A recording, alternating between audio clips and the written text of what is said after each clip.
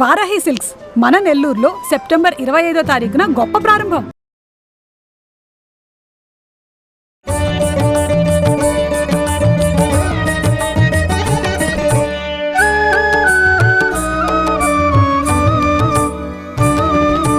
నమస్తే అమ్మా. నమస్తే తల్లి. దసరా నవరాత్రుల్లో భాగంగా 4వ అవతారం ప్రాముఖ్యత గురించి, విశిష్టత గురించి తెలుసుకుందాం. అమ్మ విజయవాడ కనకదుర్గకి ఈరోజు కాత్యాయని అనేటటువంటి అవతారాన్ని ధరింపజేస్తారు. కాత్యాయని గురించి చెప్పాలి అంటే ఆవిడ ఒక అద్భుతమైనటువంటి వాత్సల్యపూరితమైనటువంటి అవతారంగా చెప్పుకోవాలి. ఆవిడ గురించి ఏం చెప్తారంటే, చంద్రహాసోజ్వలకర శార్దూల వరవాహన కాత్యాయని శుభందద్యాత్ దేవి దానవఘాతిని. ఈవిడ శార్దూల వరవాహన, శార్దూలం మీద ఉంటుంది, అంటే పెద్ద పులి మీద ఆవిడ కూర్చుని ఉంటుంది. మంచి చంద్రహాసం, చంద్రహాసం అంటే కొంచెం వంపు తిరిగినటువంటి కత్తి, అటువంటి కత్తి చేతిలో ధరించుంటుంది. ఆవిడ ఎప్పుడూ కూడా దానవులను సంహరించి అందరికీ కూడా శుభాలని, భక్తులందరికీ శుభాలని కలగజేస్తూ ఉంటుంది. ఈవిడ కాత్యాయని అనేటటువంటి పేరుతో మనకి ఎందుకు కనపడుతూ ఉంటుంది? ఈవిడ వాత్సల్య పరిపూర్ణము అని ఎందుకు చెప్పానంటే, కథ అనేటటువంటి ఒక ఋషి, ఆ వంశంలో కాత్యాయనుడు అనేటటువంటి ఆయన ఉన్నాడు.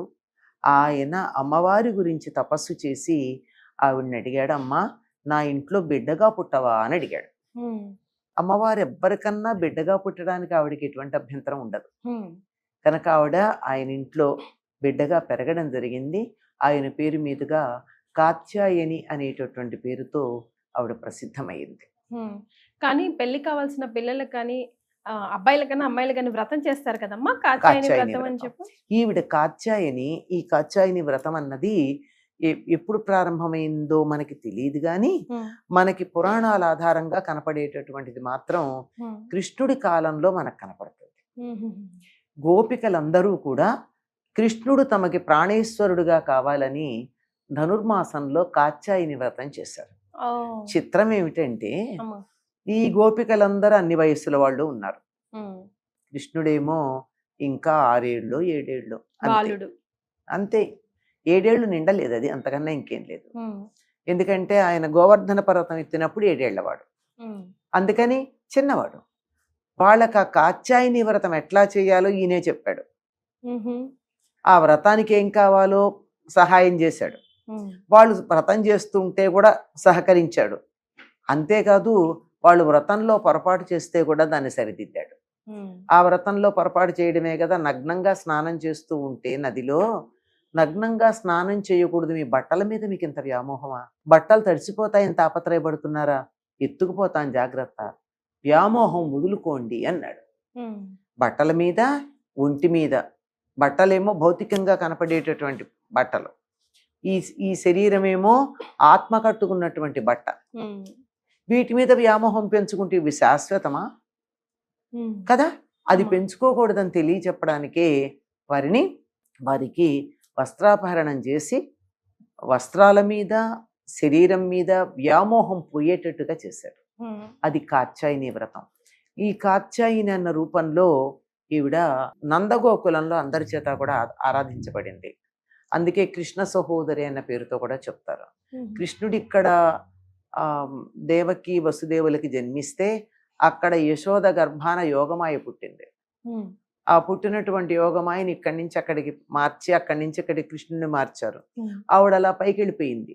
పైకి వెళ్ళిపోయి నేను చంపేవాడు ఉన్నాడు లేవయ్యా అని చెప్పి పైకి ఎగరేసినప్పుడు ఎగిరింది అక్కడే ఉండి అక్కడి నుంచి అంతర్ధానం అయిపోయింది. అంచేత నందవ్రజంలో అందరూ కూడా కాత్యాయని దేవిని పూజిస్తూ ఉంటారు. వారి యొక్క దైవం ఆవిడ. ఇప్పటికి కూడా ఆడపిల్లలు కాత్యాయని వ్రతం గనక చేసినట్టయితే తప్పనిసరిగా యోగ్యుడైనటువంటి భర్త లభిస్తాడు అని విశ్వాసం ఉంది. ఎలా ఆరాధించాలమ్మా ఈ అమ్మవారిని? ప్రత్యేకంగా, విశేషంగా? ప్రత్యేకంగా ఒకరు మామూలుగానే పూజ చేస్తారు. ప్రత్యేకంగా చెయ్యాలి అంటే మాత్రం ఆడపిల్లలు ధనుర్మాసంలో చేస్తారు. ధనుర్మాస వ్రతం గనక చేసినట్టయితే కృష్ణుడు లాంటి భర్త దొరుకుతాడు అని. మరి పఠించవలసిన మంత్రాలు, శ్లోకాలు, స్తోత్రాలు విశేషంగా అమ్మవారికి ఈ రోజు మనం పూజ చేసుకుంటే ఇంట్లో కనుక ఏమన్నా ఉన్నాయమ్మా? అమ్మ మంత్రాల గురించి మనం ఎప్పుడు చెప్పుకుంటూనే ఉంటాం. మంత్రాలు ఎవరైనా ఇచ్చే వాళ్ళకి ఆ మంత్రసిద్ధి ఉండాలి. మంత్రసిద్ధి ఉన్నవాళ్ళు మాత్రమే ఇవ్వాలి. మంత్రం తీసుకున్న వాళ్ళు అంతకన్నా జాగ్రత్తగా పాటించాలి. అందువల్ల ఈ మంత్రాలు కాదు, స్తోత్రాలు. కాత్యాయని స్తోత్రం ఉంది కదా మనకి, ఇందాక నేను ఒక శ్లోకం చదివాను.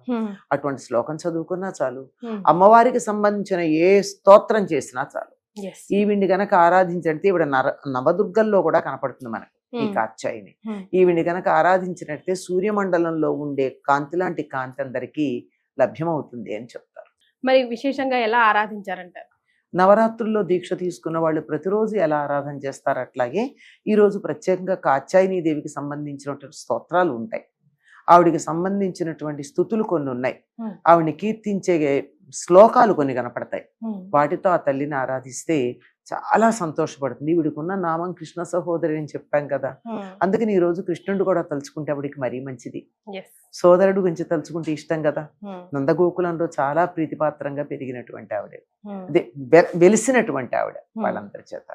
ఇప్పటికి కూడా ఆ ప్రాంతాల వాళ్ళందరూ కూడా ఆ మధురా ప్రాంతం అంతా కాత్యాయని దేవిని చాలా బాగా ఆరాధిస్తారు. ఆ పేర్లతో కూడా మనకు చాలా మంది కనపడతారు. ఆడపిల్లలు కాత్యాయని అనేటువంటి పేరు పెట్టుకోవడం మనం చూస్తూ ఉంటాం.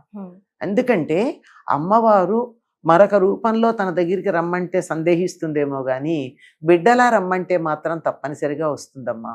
మనం ఎంత లాలించటానికి వీలైతే అంత లాలించుకోవచ్చు, ఎంత పాలించటానికి వీలైతే అంత పాలించుకోవచ్చు. ఆ విధంగా వస్తుంది. చాలా సంతోషం అమ్మా. నవరాత్రుల్లో భాగంగా 4వ అవతారం కాత్యాయని విశేషాలు తెలియజేశారు. ధన్యవాదాలు. సర్వమంగళ మాంగళ్యే శివే సర్వార్థ సాధికే శరణ్యే త్ర్యంబకే గౌరీ నారాయణి నమోస్తుతే. స్వస్తి.